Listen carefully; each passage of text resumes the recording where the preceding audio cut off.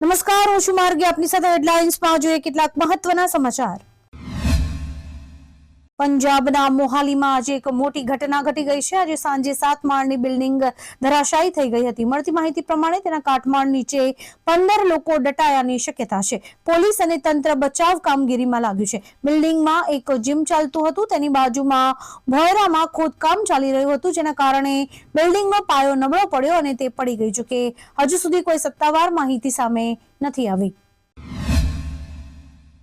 અમદાવાદના Sabarmati IOC road પર blast case થયો છે. એક બુટલેગરે પાર્સલ બોમ્બ બનાવીને રિમોટથી વિસ્ફોટ કર્યો હતો.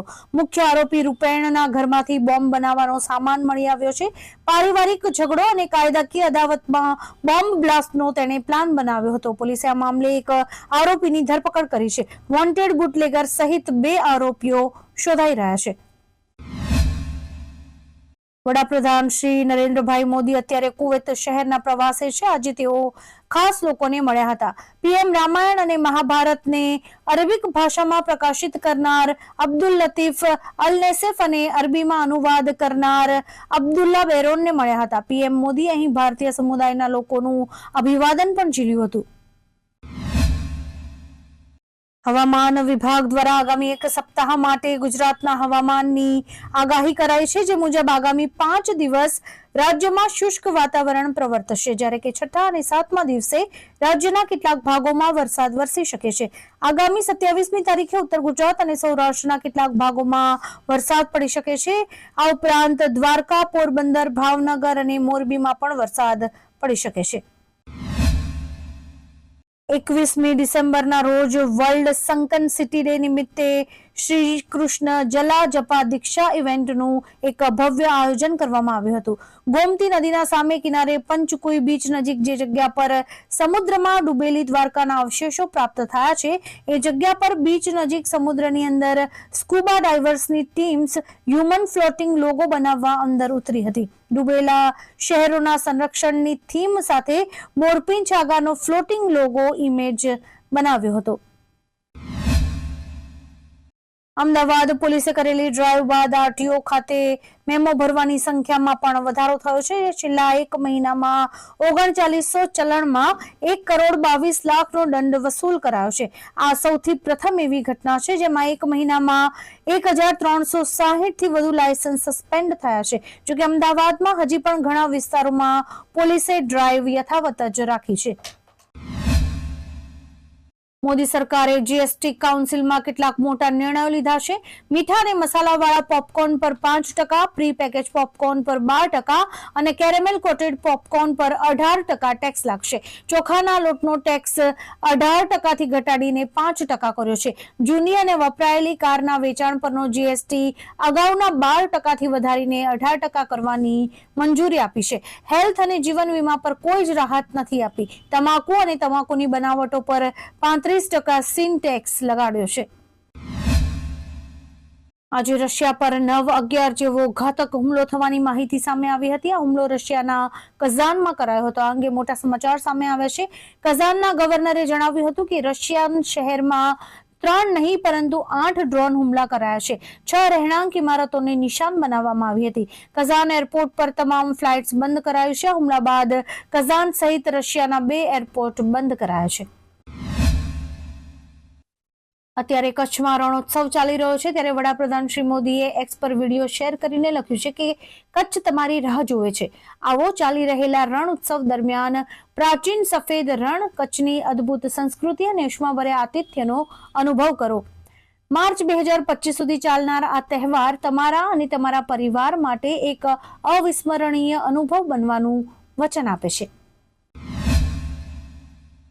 બેંગલુરુમાં એક દુઃખદ ઘટના સામે આવી છે, જેમાં નેલમંગલા નજીક એક ટ્રક ડ્રાઈવરે સ્ટીયરિંગ પર કાબુ ગુમાવતા કન્ટેનર કાર પર પડ્યું હતું. કારમાં સવાર 6 લોકોના મોત થયા હતા.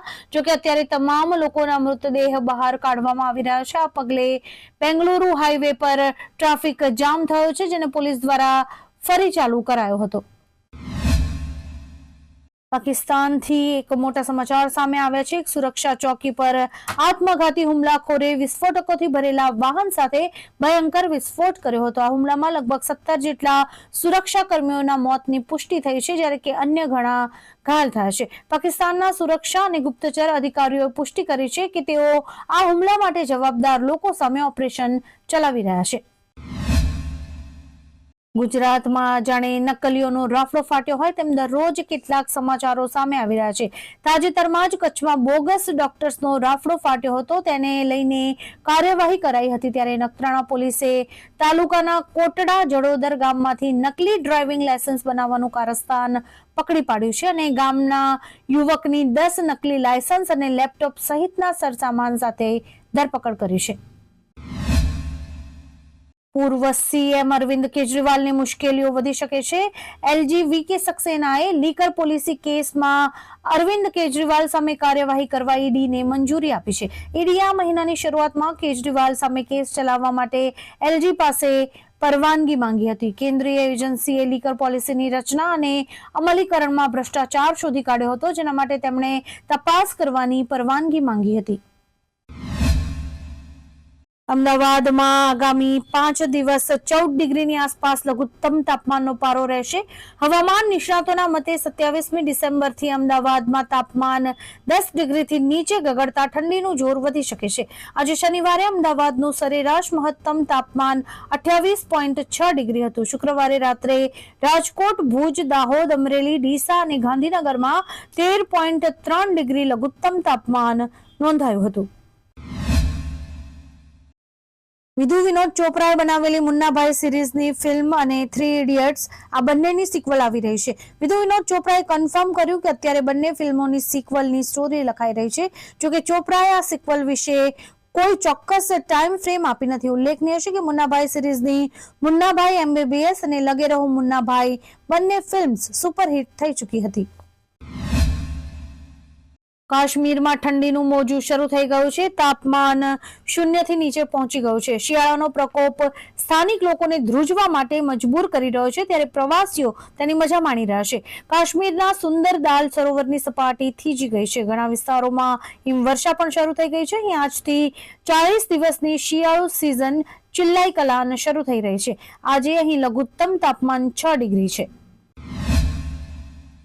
જર્મનીના મેગ્ડેબર્ગમાં ક્રિસમસ માર્કેટમાં ખરીદી કરતા લોકોની ભીડ ઉપર એક કાર ફરી વળી હતી. આ દુર્ઘટનામાં ઓછામાં ઓછા 2 લોકો માર્યા ગયા છે. મૃતકોમાં એક બાળક પણ સામેલ છે, જ્યારે કે 70 થી વધુ લોકો ઘાયલ થયા હતા. આ ઘટના બાદ પોલીસે કાર ચલાવનારા 50 વર્ષીય સાઉદી અરેબિયન ડોક્ટરની ધરપકડ કરી છે. આ ઘટનાની જાણ થતા સાઉદી અરેબિયાએ પણ અકસ્માતની આકરી ટીકા કરી હતી. પાડોશી દેશ નેપાળમાં ભૂકંપના જોરદાર આંચકા અનુભવાયા છે. ભારતીય સમય અનુસાર આ ભૂકંપ વહેલી સવારે લગભગ 4 વાગે આવ્યો હતો. રિક્ટર સ્કેલ પર તેની તીવ્રતા 4.8 માપવામાં આવી છે. ભૂકંપનું કેન્દ્ર જુમલા જિલ્લામાં 10 કિલોમીટરની ઊંડાઈએ હતું.